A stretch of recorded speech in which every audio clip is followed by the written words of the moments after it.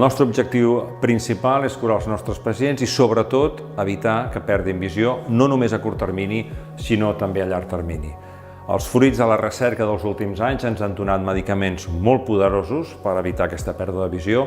però han de ser utilitzats de forma precoç, intensa, proactiva i, sobretot, a llarg termini. Si no, és d'aquesta manera, els beneficis inicials es poden perdre. D'una forma personalitzada, tractant el pacient segons les seves necessitats i segons la intensitat de la seva malaltia, podem fer que el seu benefici duri molt llarg en el temps. La forma que tenim nosaltres d'entendre el tractament dels pacients no només és curant la seva malaltia amb cirurgia o amb medicaments, sinó fer una aproximació més integral, procurant acompanyar-los en aquest procés i en aquells casos on els pacients sofreixin alguna pèrdua de visió,